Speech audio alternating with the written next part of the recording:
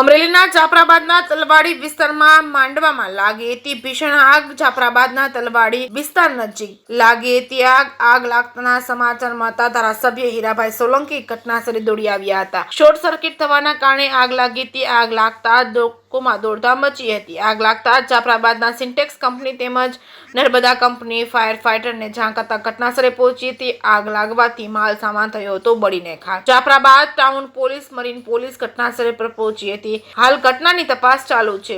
જે કેસની ગુજરાતી સાથે કાઉશાકનો Jafrabad HC Gadhvi fire officer Amreli.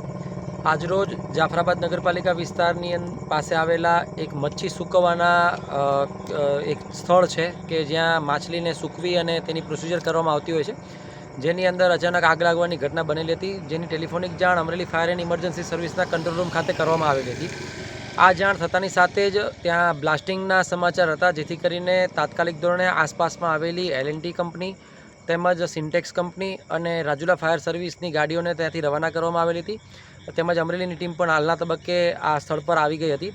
આ સમયગાળા દરમિયાન ગેસના 2 સિલિન્ડરો બ્લાસ્ટ થયેલા છે અને 3 જેટલા આ મચ્છી સૂકવવા માટે રહેતા જે લોકલ વ્યક્તિઓ હોય તેઓના ઝૂંપડાઓ બળી જવા પામ્યા છે। હાલના તબક્કે સંપૂર્ણ આગ પર કાબૂ મેળવી લેવામાં આવેલો છે અને સદનસીબે આ દુર્ઘટનાની અંદર કોઈપણ પ્રકારની જાનહાનિ થવા પામેલી નથી। ઘટના બની હતી કયા વિસ્તારમાં આગ લાગી અને કેવું નુકસાન, કઈ રીતે આગ લાગી?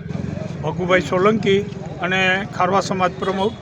આગ લાગી શોર્ટ સર્કિટથી આગ લાગી અને આગ બુઝાવવા માટે થઈને ધારાસભ્ય શ્રી હીરાભાઈ સોલંકી અને ફાયર ફાઈટર સિન્ટેક્સ કંપનીનો અને નર્મદા કંપનીના 2 ફાયર ફાઈટર આવી અને આગ બુઝાવવાનું તાત્કાલિક કામ શરૂ કર્યું અને આગ કાબૂમાં આવી ગઈ।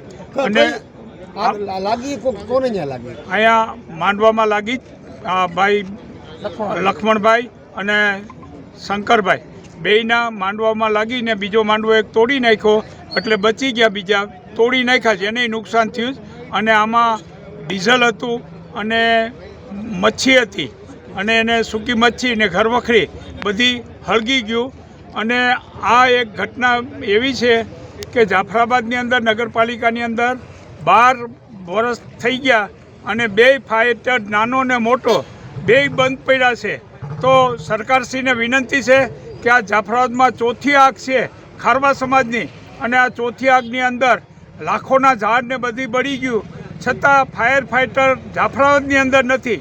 તો જાફરાબાદને આજે 12 વર્ષ થઈ ગયા હોય તો નવું ફાઈટર આપી અને તાત્કાલિક ધોરણે અમે હીરાભાઈની રજૂઆત કરી અને ઉપર લેવલે કરશું। અને સરકારશ્રીને વિનંતી છે કે જાફરાબાદમાં ફાયર ફાઈટર જલ્દીમાં જલ્દી ગ્રાન્ટ પાસ કરી અને નવું ફાયર ફાઈટર આપે એવી અમારી વિનંતી છે।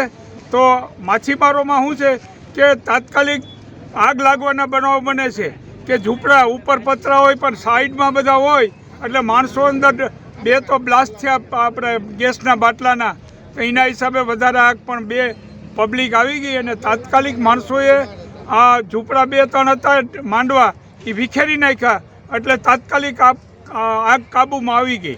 તો ધારાસભ્ય શ્રી હીરાભાઈ સોલંકીએ આશ્વાસન આપ્યું, જેના ઘરવખરીને ડીઝલને બધું બળી ગયું એને કે ભાઈ હું મામલતદારમાં રજૂઆત કરીશ, મારા તરફથી અનાજને બધું વિતરણ આપીશ, અનાજનું ને બધું, અને જેમ બને જેટલી સહાય થાય એટલી કરશું એવી વિનંતી। નુકસાની કેટલી ગઈ છે? નુકસાની ઓછામાં ઓછી 5-7 લાખ રૂપિયાની ગઈ।